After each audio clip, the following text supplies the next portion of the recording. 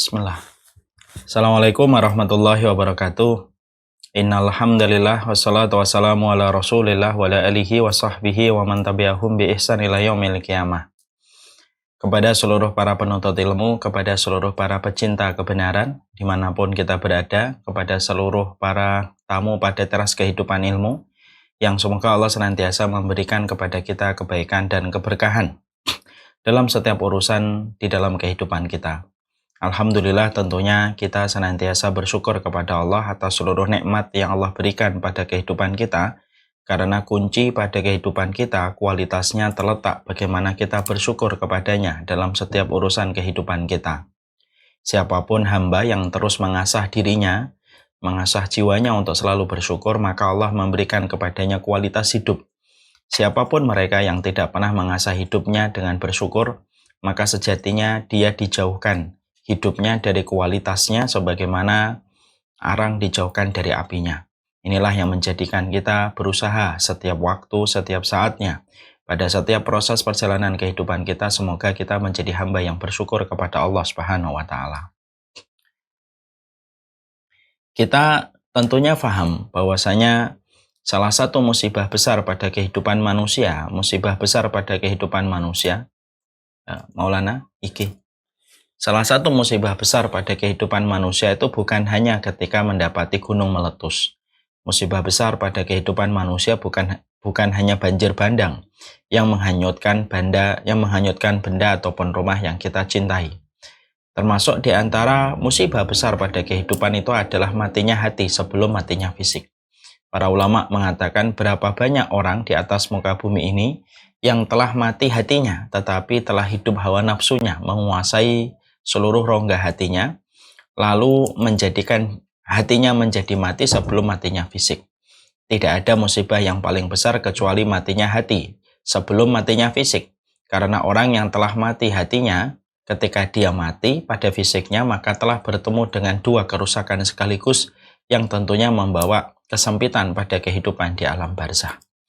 Inilah yang menjadikan kita termotivasi, bagaimana kita berupaya dan berusaha betul, bagaimana kita menghidupkan kembali hati kita di dalam penghambaan kita kepada Allah Subhanahu wa Ta'ala. Menghambakan diri kepada Allah, bagaimana menjaga kondisi hati kita untuk terasa hidup setiap waktunya. Supaya ketika hati hidup, ketika kita meninggal dunia, maka hati hidup menjadi salah satu sebab dilapangkannya urusan akhirat kita dan dilapangkan urusan barzah kita. Inilah yang menjadikan kita membahas tentang materi tazkiyatun nafas. Materi ini merupakan sebuah materi yang memberikan kepada kita panduan bagaimana menjaga stabilitas hati kita supaya hati kita tidak terkena sakit dan tidak terkena penyakit yang menyebabkan kematian. Karena musibah besar itu adalah kematian hati sebelum kematian fisik bagi seorang manusia. Kita pada kesempatan hari ini akan membahas tentang sebuah tema, yaitu adalah 4 racun hati. Bagi yang membawa buku dan membawa kitab, silahkan dibuka pada halaman 33. Sebelum kita membahas tentang ini, tentunya saya mengingatkan kembali kepada setiap masing-masing diri kita. Yang pertama yang perlu kita ingatkan kembali adalah bahwasanya hati itu merupakan organ tubuh yang paling cepat lelah dan paling cepat kotor. Karena tidak ada organ tubuh yang paling cepat lelah kecuali adalah hati kita. Dan organ tubuh yang paling cepat kotor dengan segala macam noda dan noktah yang mendarat di permukaannya itu adalah hati kita. Kalau selama ini kita berprasangka bahwasanya organ yang paling cepat letih adalah kaki kita, tentunya salah. Kalau kita berprasangka bahwasanya organ tubuh yang paling cepat kotor adalah wajah berminyak kita, tentunya salah. Karena memang bukan wajah dan bukan kaki yang menjadi organ tubuh yang paling cepat kotor dan paling cepat lelah. Tetapi justru itu adalah hati kita. Inilah yang menjadikan kita akhirnya mengerti. Para ulama mengingatkan kepada kita bahwasanya hati kita itu paling cepat lelah. Hati kita juga paling cepat kotor. Berapa banyak orang melihat sesuatu yang asalnya baik-baik saja, terus apa yang dia lihat memiliki konsekuensi yang berat yang ditanggung oleh hatinya. Sehingga hatinya terbebani dengan beban itu ketika yang dilihat oleh matanya. Berapa banyak orang yang asalnya baik-baik saja, Ketika dia mendengar sesuatu, maka yang terbebani adalah hatinya, sampai hatinya kelelahan. Ketika memikul akibat yang ditimbulkan dari telinga ketika mendengar. Dan itu sering tidak kita sadari, bahwasanya organ yang paling cepat lelah itu adalah hati kita. Makanya kalau hati kita bisa berteriak, maka mungkin hati kita akan berteriak keras. Bahwasanya dia dalam kondisi yang lelah. Dia dalam kondisi yang letih. Dan tentunya dia dalam kondisi kotor. Dengan berbagai macam noda yang dia dapatkan dari akibat matanya, dari akibat tangannya, dari akibat telinganya yang dilakukan oleh manusia itu sendiri. Dan itulah yang menjadikan kita memahami poin ini. Poin berikutnya yang juga kita harus pahami adalah ketika hati merupakan organ tubuh yang paling cepat kotor, hati merupakan organ tubuh yang paling cepat lelah. Kalau kita tidak mengistirahatkan hati, tentunya berpotensi menjadikan hati kita menjadi hati yang sakit. Hati yang sakit bisa berakibat menuju kepada kebinasaan dengan matinya hati. Kalau sudah mati hatinya, tidak lagi memiliki furqan. Tidak lagi memiliki pembeda antara yang benar dengan yang salah. Apa yang dilakukan adalah dilakukan oleh hawa nafsunya. Karena kalau hati sudah sakit, hati sudah mati, maka pertama kali yang mengkudeta hati kita adalah hawa nafsu kita. Akhirnya hawa nafsu mengendalikan mata, mengendalikan telinga, mengendalikan kaki, dan seluruh apapun yang dilakukan aktivitas dari manusia itu dikendalikan oleh hawa nafsunya. Kalau hati sudah dalam kondisi sakit berat, dengan penyakit yang dia pikul atau dia rasakan dan mati yang dirasakan pada hatinya. Dan itulah kerusakan demi kerusakan akan terjadi ketika hawa nafsu menggeser kedudukan hati, mengendalikan seluruh apapun yang dilakukan manusia itu, dan yang menjadi pemimpin dan komandannya itu adalah hawa nafsunya. Dan ini yang kita khawatirkan. Makanya saya sering sekali mengulang-ulang sebuah kata. Banyak orang yang sering sekali bersembunyi dengan sebuah kalimat ketika melakukan sebuah pengingkaran atau melakukan penyimpangan. Saya sudah bertanya pada hati saya, kenapa saya melakukan ini? Kenapa saya minum? Kenapa saya zina? Kenapa saya membantah orang tua saya dengan keras? Saya sudah tanya sama hati saya.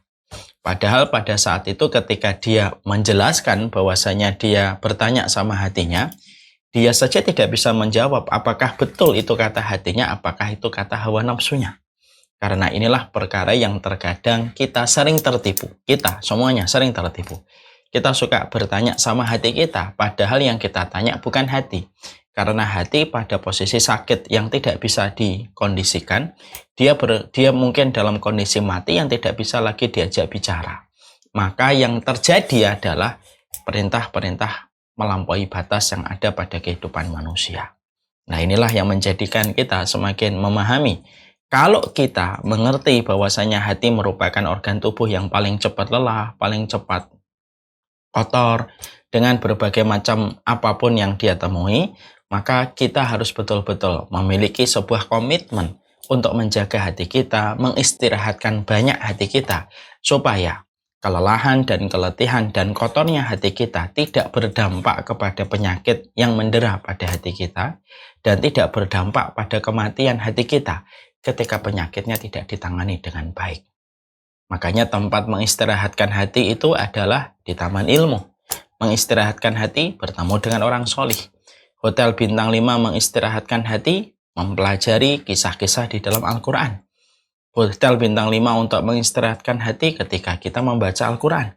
Itu merupakan tempat hotel bintang 5 mengistirahatkan hati kita, supaya hati kita tidak terlalu memburuk kondisi dan keadaan yang bisa mengakibatkan dan menimbulkan penyakit dan bisa menyebabkan kematian pada kondisi hati. Yang tentunya hati ini kebutuhannya lebih besar daripada kebutuhan kita kepada apapun. Nah, ini yang kita pahami pada poin yang kedua. Pada poin yang ketiga, tentunya kita harus mengerti pula bahwasanya ketika kita mengistirahatkan hati di tempat ilmu, bertemu dengan orang solih, bersama dengan Al-Quran, itu merupakan hotel bintang 5 untuk mengistirahatkan hati kita. Tapi jangan lupa bahwasanya usaha kita, effort yang kita berikan untuk menjaga hati kita, supaya hati kita mampu beristirahat dari lelahnya, letihnya dalam perjalanan hidup dia, ketika merasakan apa yang terbebani untuk hati dalam kehidupan, maka usaha itu tidak akan maksimal sampai betul-betul kita juga menghindari perkara-perkara yang bisa menjadi racun bagi hati kita. Karena hati itu sebagaimana fisik kita yang lainnya. Ada makanan yang berfungsi sebagai vitamin untuk fisik kita, ada makanan yang berpotensi menjadi racun untuk fisik kita. Dan kita sebagai pemilik fisik kan kita sering memperhatikan, ini makanan baik untuk tubuh saya, ini makanan yang tidak baik untuk saya. Sama dengan hati. Maka ketika usaha kita mengistirahatkan hati, kita sering datang ke kajian, kita sering ketemu orang solih, maka usaha ini ternyata belum cukup. Sampai ketika kita betul-betul berusaha bagaimana kita memiliki sebuah penjagaan hati kita terhadap polusi dan radiasi yang bisa berdampak langsung kepada kerusakan hati kita yang parah.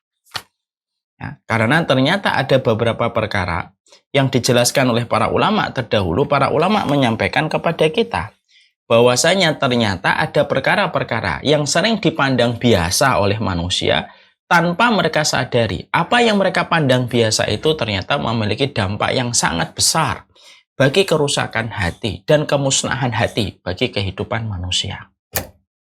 Ini yang juga harus kita pahami dengan baik. Jadi ini pula yang menjadikan kita akhirnya paham. Kalau begitu, setelah saya tahu saya harus mengistirahatkan hati saya di hotel bintang 5 supaya hati saya tidak lelah dan tidak letih, supaya tidak gampang terkena penyakit dan kematian, maka effort berikutnya adalah apa sih polusi dan radiasi yang saya harus hindari supaya hati kita tidak terbebani dengan akibat yang ditimbulkan dari perkara kelalaian kita ketika kita terus melakukan perkara yang berakibat pada radiasi hati kita. Ya. Karena ini merupakan perkara yang banyak manusia dan banyak penuntut ilmu tidak menyadari. Jadi ternyata ada radiasi dan ada polusi yang dari aktivitas yang kita lakukan, dari apapun yang kita kerjakan, yang berdampak besar pada kehidupan hati kita. Dan itulah yang menjadikan kita harus paham. Apa itu radiasi hati? Yang dijelaskan oleh para ulama.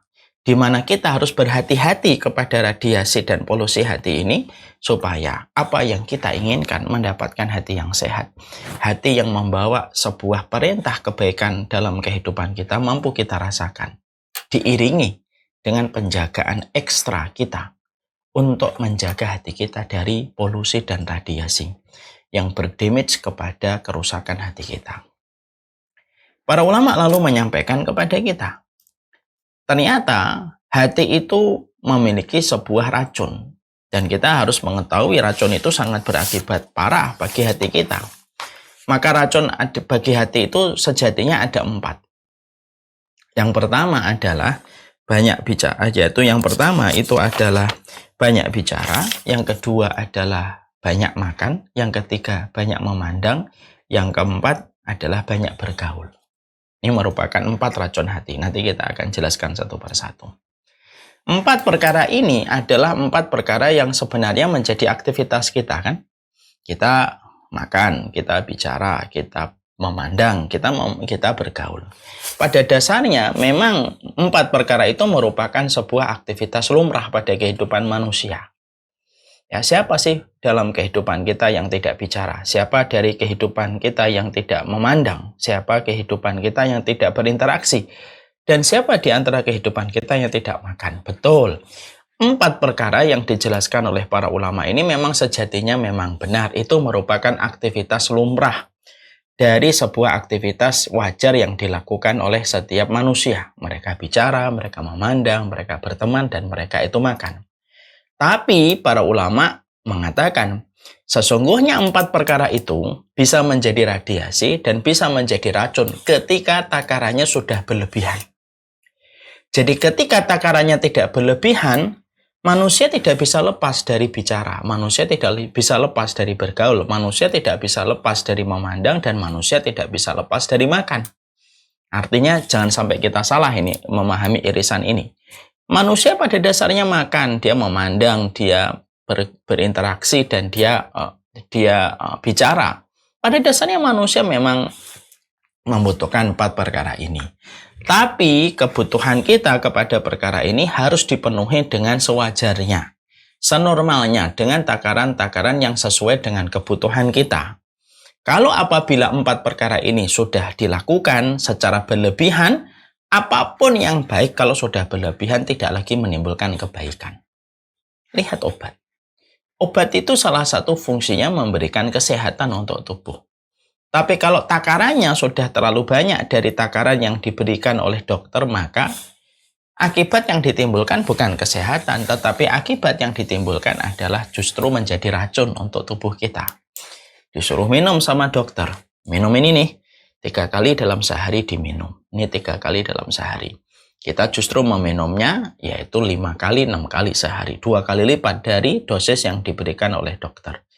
Maka akibat yang ditimbulkan bukan lagi kesehatan, tetapi justru adalah menjadi racun untuk tubuh kita. Makanya ada orang yang terkadang memiliki autoimun, terkadang karena terlalu banyak memiliki imun di dalam tubuhnya. Itulah berbahayanya sesuatu kalau sudah dianggap berlebihan.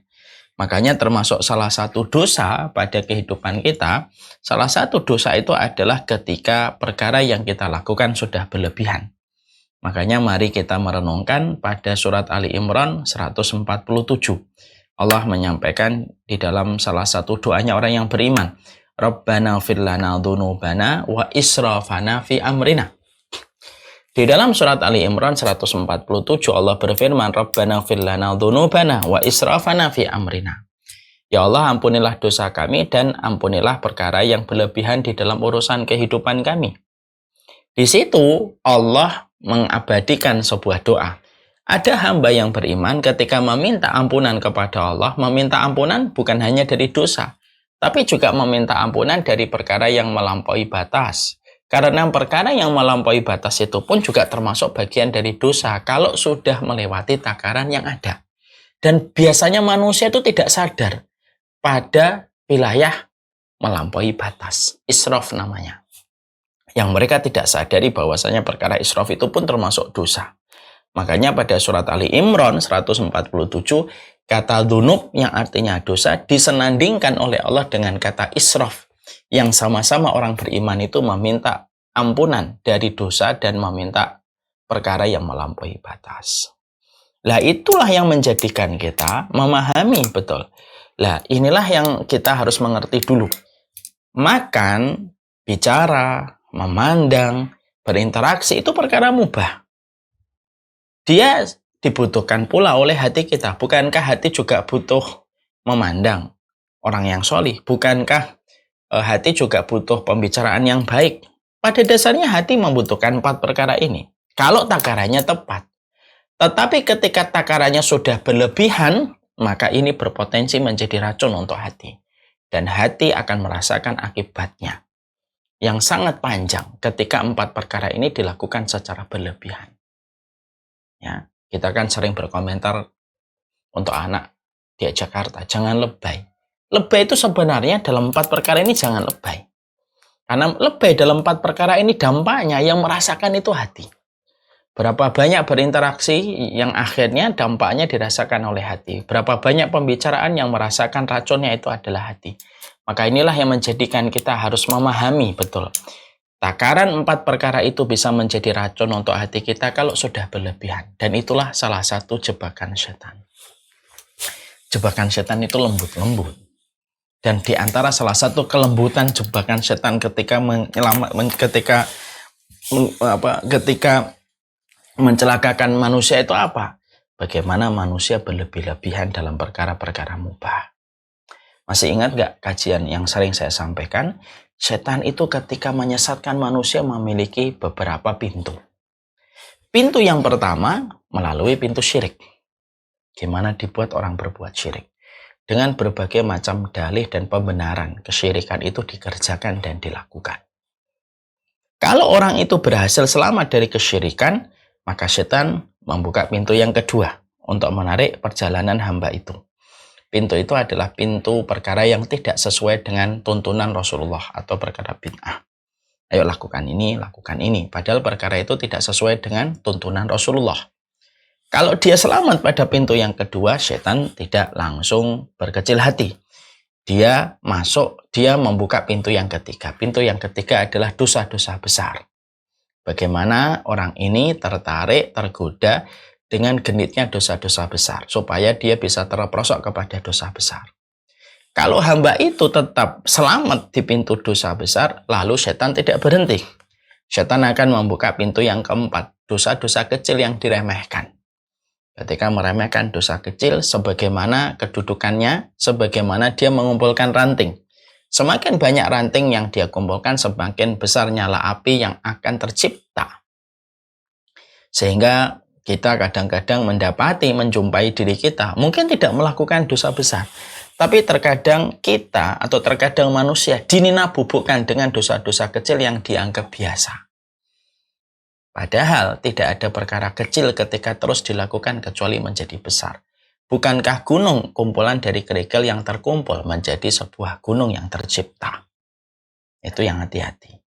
Kalau manusia selamat di godaan pintu yang keempat, di dosa-dosa kecil dia mampu menyelamatkan diri, setan tidak berkecil hati dan tidak langsung patah semangat. Setan mendatangi pintu yang kelima, membuka pintu yang kelima. Pintu yang kelima itu perkara mubah dibuat berlebihan. Bagaimana dia dalam perkara mubah itu dibuat supaya dia berlebihan dalam perkara-perkara yang mubah. Lalu ketika dia bisa menampik syirik, bisa menampik bid'ah, bisa menampik dosa besar, bisa menampik dosa kecil, biasanya banyak terperosok pada cekungan pintu yang kelima. Perkara-perkara mubah tetapi dibuat berlebihan. Ngobrol mubah tetapi dibuat berlebihan. Bicara mubah tetapi dibuat berlebihan. Berinteraksi mubah tetapi dibuat berlebihan. Sehingga ketika dibuat berlebihan, akibat yang terjadi adalah satu, dia tidak lagi memiliki waktu dan kesempatan emas untuk berbuat ketaatan karena dihabiskan dalam perkara mubah yang sejatinya tidak mendapatkan kebaikan dalam urusan dunia dan akhiratnya. Yang kedua, ketika orang itu sudah sibuk dalam perkara mubah, maka dia tidak sadar yang akan merasakan akibat dari perkara yang melampaui batas itu adalah hatinya. Hatinya akan terkena racun pelan-pelan, tapi pasti melumpuhkan kekuatan hatinya untuk merespon kebaikan. Lalu akhirnya apa? Lalu akhirnya memiliki hati yang berpenyakit dan akhirnya timbullah sebuah kematian bagi hati. Kalaupun dia mampu selamat, maka ada pintu yang keenam, bagaimana dia disibukkan dalam dosa-dosa disibukkan dalam perkara kecil supaya diluputkan dari perkara yang besar. Yang kita soroti dari 5 pintu yang dibuka oleh setan ketika menyesatkan manusia itu pintu yang kelima, yang ada kaitannya dengan materi kita. Bahwasanya memang setan itu pada dasarnya, mereka terkadang menjadi penumpang gelap pada perkara-perkara yang tidak terasa, dan tidak kita waspadai, perkara itu bisa menjadi penyakit untuk hati kita. Dan bisa menjadi radiasi dan polusi untuk hati kita. Maka inilah yang menjadikan kita. Pada kesempatan ini kita membahas bagaimana racun hati di dalam kehidupan hati kita. Bagaimana ketika racun hati ini kita berinteraksi dengan benar supaya interaksi kita kepada racun ini bisa menjadikan kita berupaya menyelamatkan hati kita dari pengaruh buruk racun dan radiasi untuk hati kita dan jiwa kita. Nah, sekarang mari kita bahas. Sebelum kita membahas tentang itu, tentunya kita paham ya, semua kemaksiatan itu pada dasarnya adalah racun untuk hati. Ya, semua kemaksiatan itu pada dasarnya adalah racun untuk hati kita. Akibat yang ditimbulkan dari sebuah kemaksiatan itu adalah meninggalkan kenikmatan di dalam ketaatan. Satu dosa yang dilakukan manusia akan meninggalkan satu kenikmatan pada kebaikan yang harusnya dia peroleh. 2 atau 5 kemaksiatan akan mengambil 5 kenikmatan yang dia harusnya dapatkan dari kenikmatan pada kebaikan. 10 kemaksiatan yang dilakukan akan mencabut 10 kenikmatan pada ketaatan yang harusnya dia rasakan. Itu hukum asal di dalam kemaksiatan. Jadi kemaksiatan itu yang kita khawatirkan bukan hanya hukumannya. Yang kita khawatirkan bukan hanya pula menjadi pemberat keburukan di pengadilan Allah kelak. Yang kita khawatirkan untuk hati itu bukan hanya ketika kita akan mendapatkan kehinaan. Tapi yang kita khawatirkan dari hati itu yang paling dekat. Yang paling kita khawatirkan dari dosa itu apa?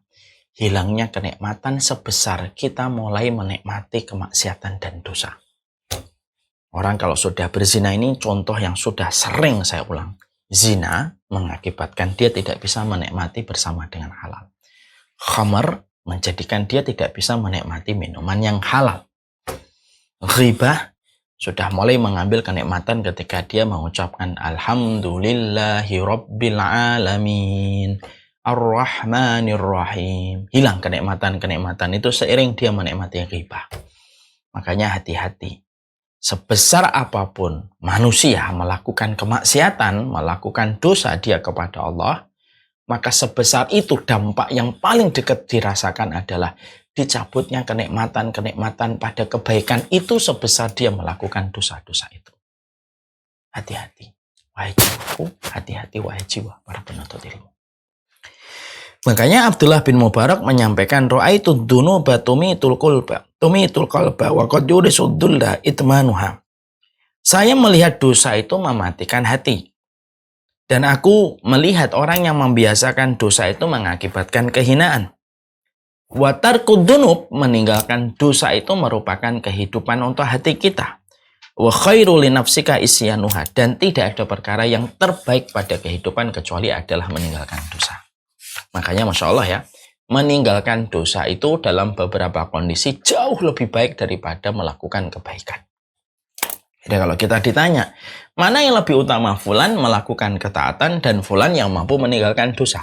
Meninggalkan dosa itu lebih besar daripada sekedar melakukan ketaatan. Makanya sabar menahan diri dari kemaksiatan itu terkadang dalam beberapa kondisi lebih besar pahalanya daripada sabar ketika menjalani ketaatan. Ya, jadi ketika kita meninggalkan kemaksiatan itu terkadang lebih prioritas bagi seorang mukmin. Makanya ada perkataan dari ulama salaf, filul khairat yaf'aluhal siddiq wal fajir. Melakukan kebaikan itu bisa dilakukan siapapun, baik pendosa ataupun orang yang taat, sama-sama mereka itu bisa melakukan ketaatan. Kalau sudah bicara tentang sholat, sedekah, haji, umroh, baik pendosa ataupun orang yang taat sama-sama mengerjakan. Banyak nggak pendosa yang mereka melakukan umroh? Banyak. Banyak kan pendosa yang mereka sedekah? Juga banyak. Banyak nggak pendosa yang mereka masih sholat? Juga masih banyak. Kalau melakukan ketaatan, maka merata. Baik yang jujur dalam keimanan ataupun pendosa itu sama-sama bisa melakukan kebaikan. Wa amma tarkul ma'asi la yaf'aluha illa siddiq. Tapi para ulama memberikan sebuah border yang jelas, sebuah batasan yang jelas. Adapun meninggalkan kemaksiatan itu tidak bisa dilakukan kecuali orang yang jujur dalam iman. Karena orang pendosa mungkin dia bisa sholat, mungkin dia bisa sedekah, tapi dia tidak bisa meninggalkan dosa. Karena yang bisa meninggalkan dosa itu hanyalah mereka yang jujur pada keimanan. Nah, itulah yang menjadikan kita paham betapa besarnya keutamaan sabar menahan diri dari kemaksiatan. Makanya siapapun jiwa yang masih tergoda dengan kemaksiatan, walaupun kita masih sering, kita semuanya adalah pelaku kemaksiatan. Tapi cara untuk menetralisir kemaksiatan itu adalah ketika kita memahami, sebesar engkau melakukan kemaksiatan, sebesar itu pula kamu tidak akan pernah merasakan kenikmatan pada jalan ketaatan. Akhirnya, itikaf tidak mampu, sedekah tidak ada nikmat, taklim tidak ada kebahagiaan, semua jalan ketaatan menjadi hilang kenikmatannya. Kenapa kok hilang?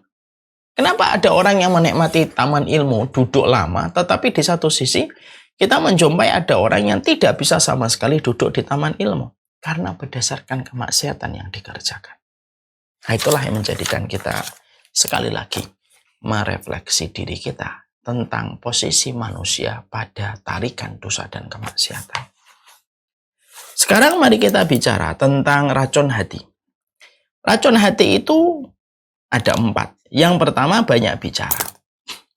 Tentunya sebelum kita membahas tentang ini, tentunya kita paham bahwasanya pembicaraan itu merupakan salah satu perkara yang besar pada kehidupan agama kita. perkara yang paling banyak memasukkan manusia ketika bicara masalah neraka kecuali pembicaraannya.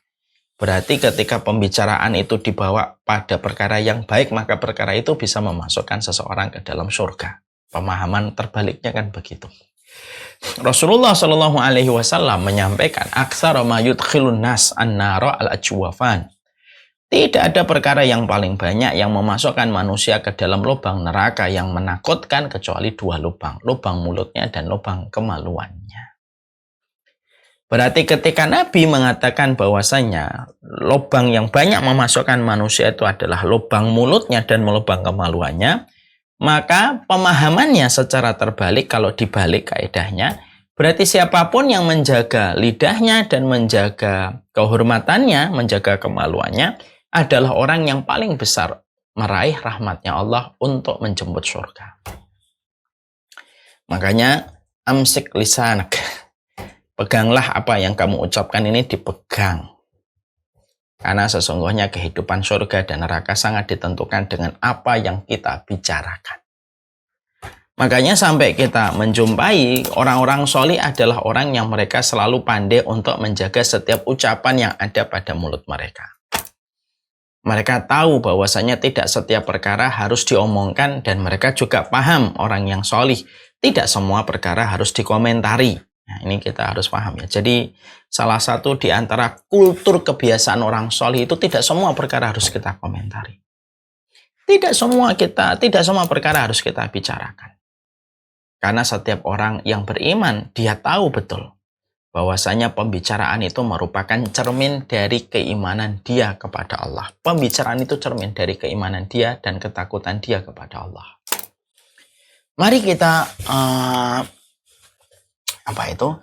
merenungkan sebuah dialog luar biasa antara Imam Ahmad bin Hanbal dengan sahabatnya. Ini kisah sering saya sampaikan.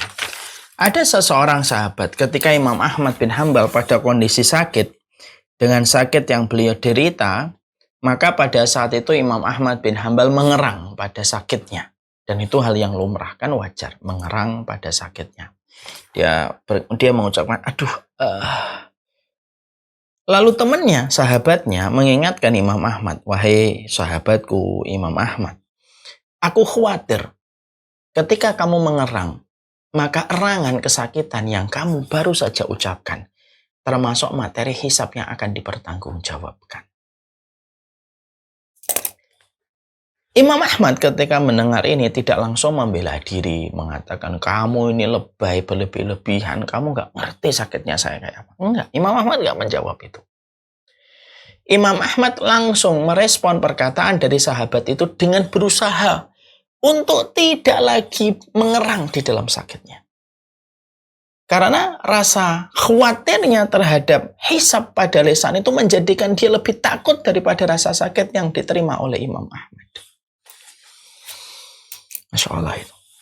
Sampai pada saat itu anaknya memberikan testimoni. Anaknya bernama Abdullah. Semenjak bapakku diingatkan sahabatnya tentang kekhawatiran sahabatnya kalau erangan itu termasuk materi hisab yang dipertanggungjawabkan, semenjak saat itu tidaklah sakit apapun yang dirasakan oleh bapakku, yaitu Imam Ahmad, kecuali bapakku menahan diri sekuat mampu untuk tidak mengerang.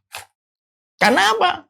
Karena beliau takut tentang apa yang keluar dari lisan ini akan menjadi sebuah pertanggungjawaban. Apapun kalimat yang sudah keluar dari mulut kita, sejatinya tidak akan pernah balik. Dia akan terus berjalan.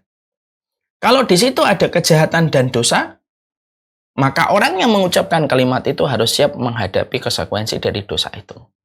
Kalau setiap kata dan setiap kalimat yang keluar di situ ada kezaliman, maka orang yang mengucapkan harus hutang kepada kezaliman itu untuk mendapatkan balasan yang setimpal atau lebih besar.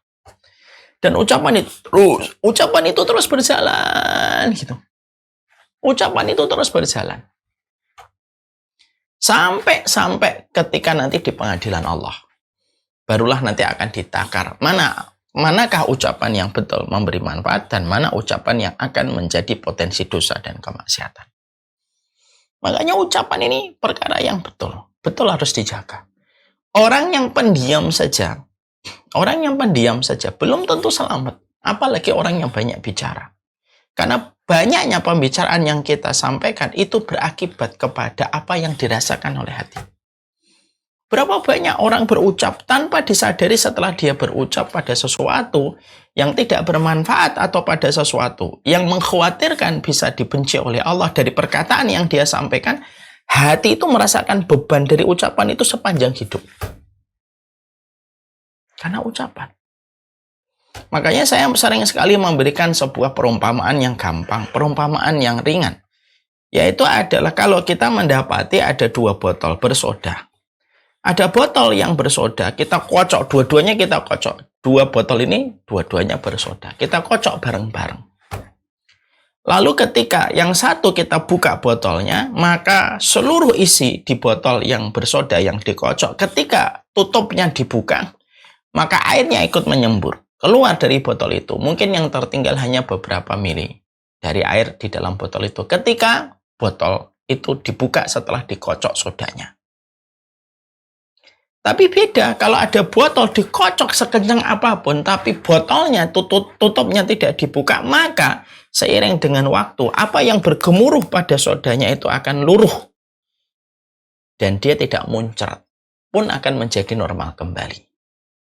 Kita pada dasarnya bisa mengambil sebuah perumpamaan dari sebuah hikmah yang semacam ini. Tutup botol itu mulut kita sebenarnya. Tutup dari botol itu mulut kita. Kalau kita banyak bicara, ibaratnya kita membuka botol, tutupnya yang mengakibatkan sodanya terbuang. Dan menyebabkan air pada botol itu menjadi sangat berkurang. Kalau kita kocok, sekencang apapun kita kocok, tapi kita tidak membuka botolnya, maka tidak akan menyebabkan tumpah apa yang ada di dalam air di soda itu. Karena terjaga yang ada di dalam soda itu ketika tutupnya tertutup. Sama, kalau kita senantiasa menjaga lisan kita, kualitas kehidupan kita itu terjaga. Tapi berapa banyak orang yang terkadang dengan bicara memperlihatkan kebodohannya, memperlihatkan perkara yang maksiat dia kepada Allah dari ucapannya. Dan ucapan itu berpotensi banyak merusak apapun dari apa yang telah kita bangun. Bertahun-tahun itu bisa rusak hanya karena satu ucapan yang pernah disampaikan dengan metode, dengan cara yang salah. Itulah akibat dari sebuah pembicaraan. Perempuan, masuknya mereka ke dalam neraka sebagai menjadi sebagian besar penduduk neraka itu adalah perempuan. Itu pun juga karena lisan. Ketika Nabi mengatakan ra'aitun nara wa ra'aitu aksaru ahliha an-nisa. Aku melihat neraka dan aku menjumpai mayoritas penduduk neraka itu adalah an-nisa, perempuan. Lalu para sahabat bertanya, kenapa ya Rasulullah? Yakfurna bil ashir. Mereka mengkufuri kebaikan suami. Bagaimana itu ya Rasulullah ketika suami telah berbuat yang terbaik untuk istrinya, lalu suaminya jatuh dalam satu kesalahan, cepatnya seorang perempuan untuk berkata, "Mali ra'aitu minka khairun qattu." Lihat, ucapannya itu perempuan itu apa yang menyebabkan dia terjerumus dan tergelincir ke neraka. Kenapa kamu jadi laki-laki tidak ada kebaikannya sih? Ucapan ini loh yang menyebabkan seorang wanita dijebloskan di dalam neraka ketika ucapan ini diucapkan olehnya, mengingkari kebaikan dari suaminya. Sebagaimana Rasulullah juga menceritakan ada seorang yang berkata dengan ucapannya yang dia pandang ringan, tapi dari gara-gara ucapan itu dia dimasukkan ke dalam neraka sejarah 70 musim. Ya, wa innal abda la yaqulu bil kalimah ma yara fihi ba'san illa ab'adahu Allahu minhu sab'ina kharifan.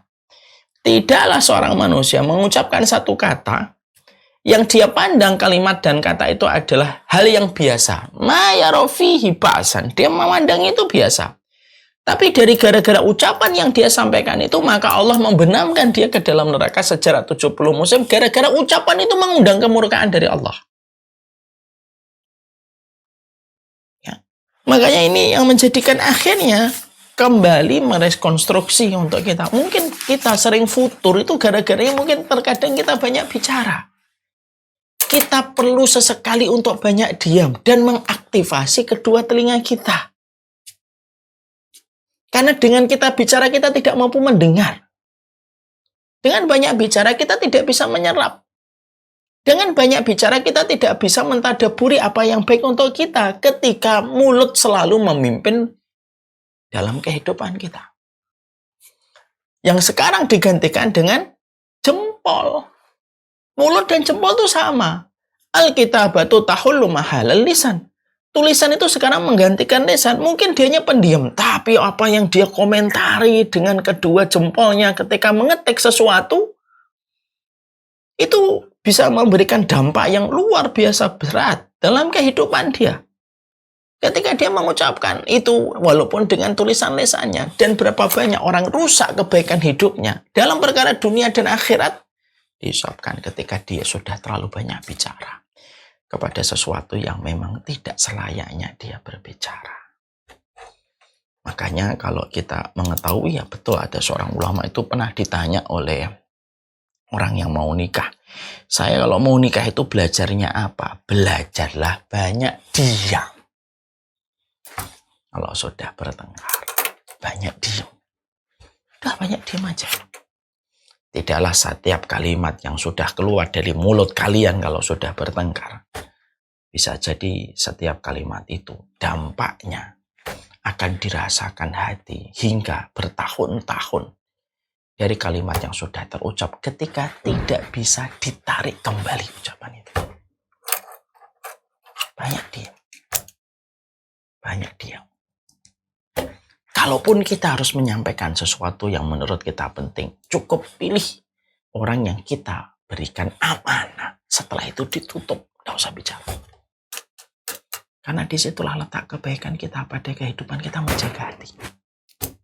Apa yang perlu kita komentari, komentari. Secukupnya, sekedarnya. Yang tidak perlu dikomentari, tidak perlu dikomentari. Saya itu selalu memaksakan diri saya dengan berkata, wahai Umar, tidak semua perkara harus kamu komentari. Tidak semua perkara harus kita komentari. Kita tidak perlu reaksioner dalam setiap perkara. Dengan lisan kita. Terkadang cukup dengan diam. Terkadang cukup dengan memberikan jawaban-jawaban yang baik. Karena itulah sejatinya kita harus memahami tentang perkara ini.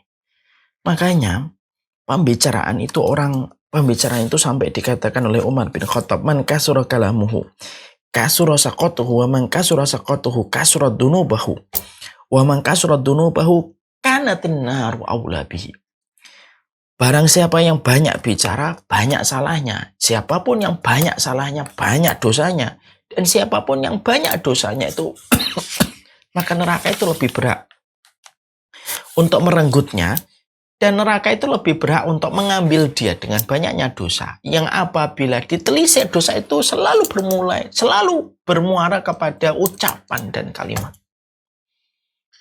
Bukan kita berarti tidak boleh untuk bicara. Silakan bicara, silakan menyampaikan. Tapi tahu kapan harus bicara, kapan harus diam. Kapan harus bercanda, kapan ini sudah melampaui batas. Karena perkara itulah sejatinya yang menunjukkan kadar kualitas keimanan kita kepada Allah ketika kita selalu memperhatikan perkara ini. Ini bukan masalah sok-sokan.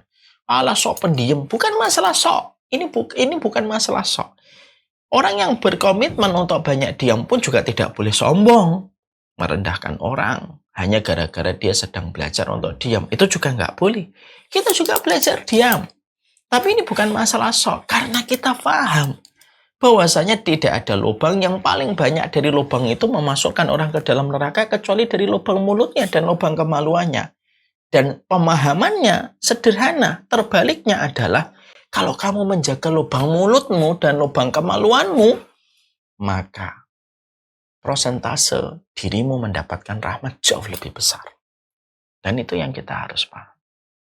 Lisan ini loh, yang kita tentunya paham, tidak bertulang, tetapi akibat yang ditimbulkan itu besar. Berapa banyak orang tidak lagi menyapa di sepanjang sisa kehidupan mereka. Disebabkan gara-gara mereka merangkai kalimat, di mana rangkaian kalimat itu menodai dan memberi kekecewaan yang besar. Inilah lisan. Makanya sampai akhirnya kita paham kan, di dalam Islam itu dikatakan man kana yu'minu billahi wal yaumil akhir falyakul khair aw liyasmut. Barang siapa yang beriman kepada Allah dan hari akhir, maka hendaklah diam. Hendaklah berkata yang baik atau diam. Yasmut yang disebutkan oleh Nabi pada hadis ini, diam pada hadis ini itu bukan sekedar diam, tapi diam untuk menarik pahala yang besar. Banyak orang berkata hari ini, lo kalau diam, nanti malah jadi penyakit gerundel di hatinya. Karena diamnya tidak mengharapkan pahala. Makanya dibedakan di dalam pemilihan kata oleh baginda Nabi. Nabi tidak mengatakan auliyaskut, tapi Nabi mengatakan auliyasmut. Apa bedanya yaskut dengan yasmut? Yaskut itu hanya diam. Tidak ada sebuah usaha apapun di balik diam. Ya sudah diam doang. Nah, ini berpotensi menjadi penyakit dalam diri kita. Tapi Nabi memilih kata liyasmut. Liyasmut itu diam sembari kamu mengharapkan pahala kebaikan di sisi Allah. Kita diam. Karena kita tahu di balik diamnya kita ada sebuah keberkahan yang kita peroleh. Berapa banyak orang yang diam, maka seiring dengan waktu dia bersyukur atas diamnya. Berapa banyak orang yang bicara, lalu seiring dengan waktu maka dia menyesal dengan apa yang dia bicarakan. Itu akan terjadi. Ya, karena tidak semua perkara itu sejatinya harus dikomentari. Tidak semua perkara harus dikomentari. Belajarlah untuk banyak menyimpan diam. Dan tidak semua perkara harus sejatinya kita komentari. Dan itulah yang menunjukkan orang yang memilih setiap kata untuk diucapkan, pada dasarnya bukan dia orang sombong, bukan dia orang sok. Dia sedang berusaha menjaga hatinya supaya hatinya tidak terbebani dari akibat pembicaraan yang tidak semestinya harus dibicarakan. Bicara itu adalah kebaikan. Kalau sudah melampaui batas, pembicaraan itu ibarat obat yang diminum lebih dari takaran dosisnya. Berakibat sakitnya hati dan berakibat matinya hati. Ini yang kita harus betul-betul hindari. Nah, ini penyakit yang pertama. Penyakit hati itu banyak ngomong. Makanya kalau ada di antara kita sudah mulai ngerasa, Ustadz saya ini kok asalnya ngobrol-ngobrol, pulang-pulang kok setelah ngobrol kok malah saya males ya Ustadz sholat subuh. Karena pembicaraan kamu tadi telah menjadi radiasi. Saya ini ngobrol biasa aja kok tiba-tiba 2 hari, 3 hari setelah itu saya merasa ada yang lemah pada semangat ketaatan saya. Karena pembicaraanmu itu sudah melebihi takaran yang semestinya. Jagalah pembicaraan. Karena menjaga pembicaraan adalah indikator keimanan. Wassalamualaikum warahmatullahi wabarakatuh. Walhamdulillahirrabbilalamin. Ini yang kita sampaikan dalam pertemuan hari ini. Semoga Allah memberikan keberkahan.